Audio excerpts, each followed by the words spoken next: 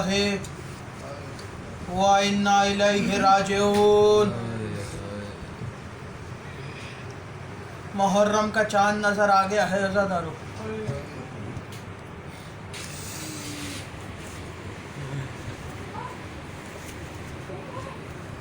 यकम मुहर्रम क्या शब है आज। अय्याम अज़ा की पहली मजलिस।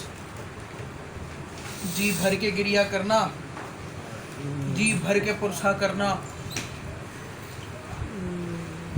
क्योंकि तुम्हें रोने पे पाबंदी नहीं लगाई गई, ना ही तुम्हें रोने पे कोई तमाचे मारेगा, ना ही मातम के लिए तुम्हारे हाथ बंधे हैं। जितना जी चाहे रोना, जितना जी चाहे मातम करना।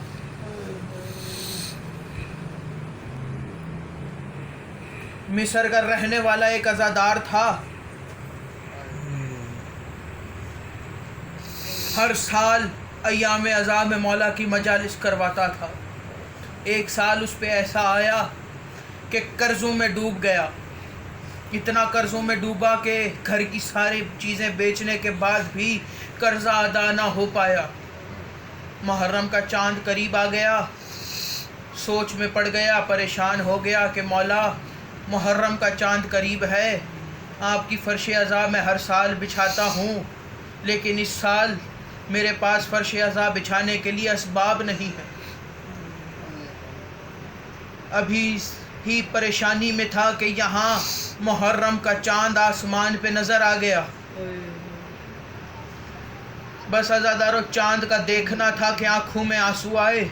रो के कहता है, लगता है बीबी आप मुझसे नाराज़ है।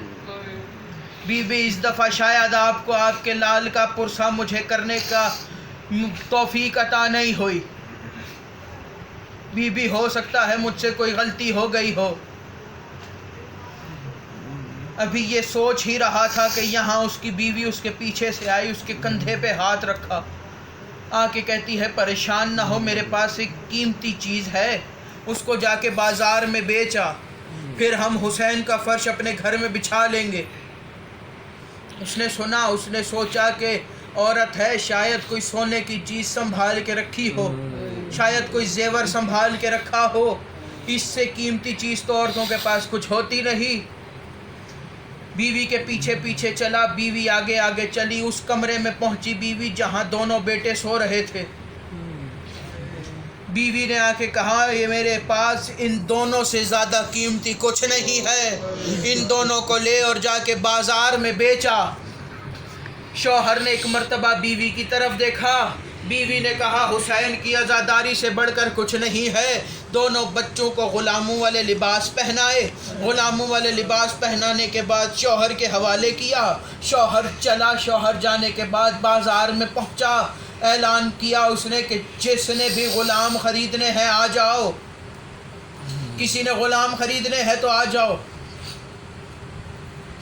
सारा दिन सदाएं देता रहा कि ग़ुलाम ले लो, ग़ुलाम ले लो, लेकिन कोई ना ख़रीदा। जब रात शाम का जब उसने देखा कि रात होने वाली है, जाने का इरादा किया कि यहाँ बाज़ार में उसको घोड़ों की टापों की आवाज़ आई।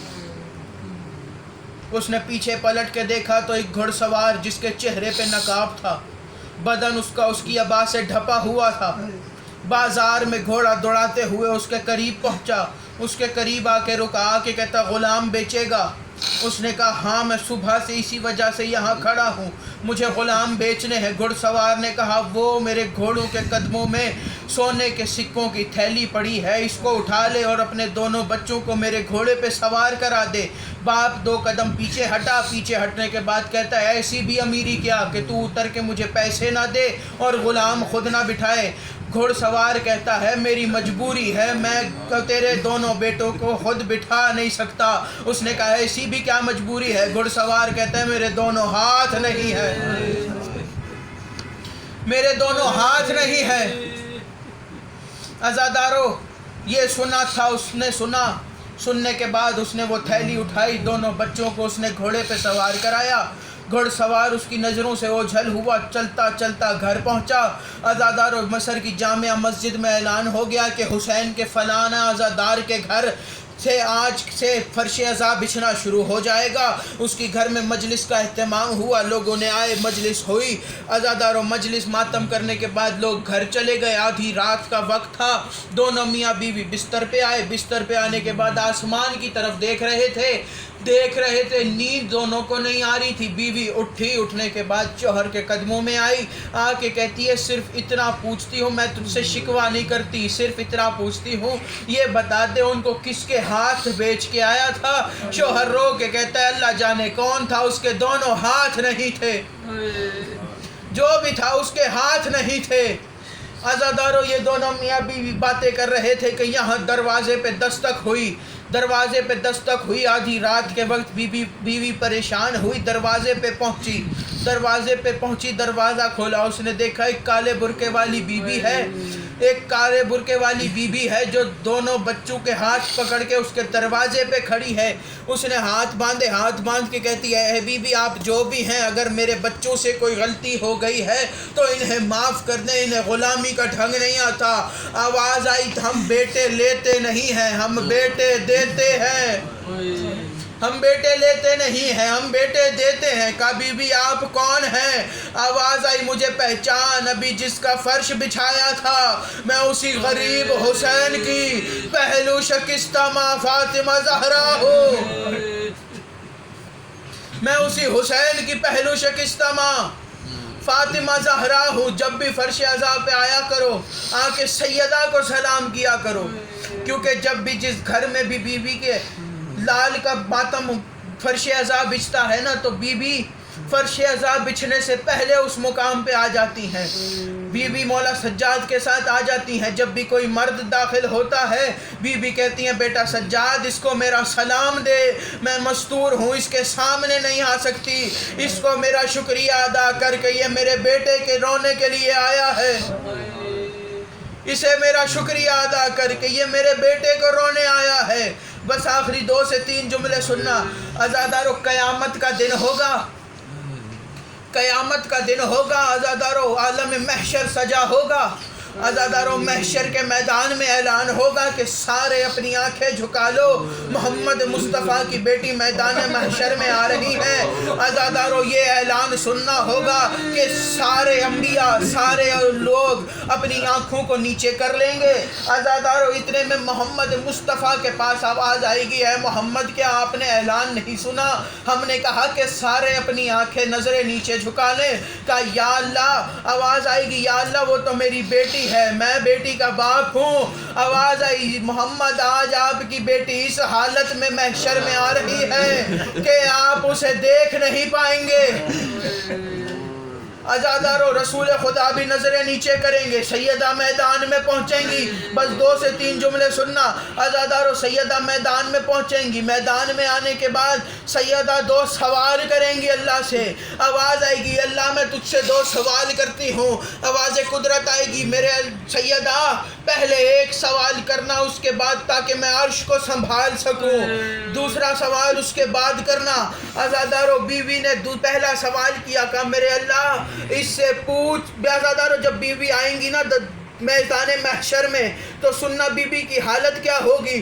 بی بی میدان محشر میں آئیں گی، ایک ہاتھ میں حسین کا پھٹا ہوا کرتا ہوگا، ایک ہاتھ میں مولا حسن کا زہر آلود کرتا ہوگا۔ عزادارو ایک ہاتھ سے 4 سال کی بچی کا ہاتھ پکڑا ہوگا جس کے رخسار تماچوں کی وجہ سے نیلے ہوں گے۔ عزادارو کانٹھوں پہ مولا علی کا زخمی امامہ ہوگا۔ عزادارو سیدہ محشر میں آئیں گی، پہلا سوال کریں گی میرے اللہ اس سے سوال کر اس بچی کا کیا قصور تھا، میرے اللہ اس سے پوچھ اس بچی پہ اتنے ظلم کیوں کیے۔ عزادارو اللہ عرش کو سنبھالے گا، سنبھالنے کے بعد اللہ کہے گا سیدہ دوسرا سوال۔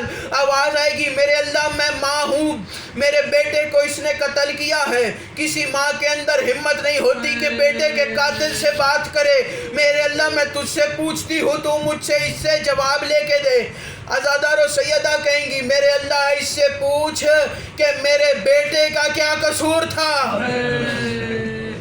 آواز آئے گی میری اللہ اس سے پوچھ میرے بیٹے کا کیا قصور تھا، اس نے میرے بیٹے کو 13 ضربوں سے قتل کیا ہے۔ میرے اللہ میں اپنے بیٹے کے قتل کی چشمدید گواہ ہوں، اس کا خنجر کند نہیں تھا، اس نے 13 ضربیں چلائی ہیں۔ میرے اللہ اس کا خنجر کند نہیں تھا، یہ ضرب چلاتا تھا میں اپنا دایاں ہاتھ رکھ دیتی تھی، یہ ضرب چلاتا تھا میں بایاں ہاتھ رکھ دیتی تھی، میرے اللہ یہ ضرب چلاتا تھا میں اپنی گردن رکھ دیتی تھی۔ میرے اللہ یہ دیکھ میری گردن پہ خنجر کے نشان۔ الا لعنت اللہ علی القوم الظالمین۔ ماتم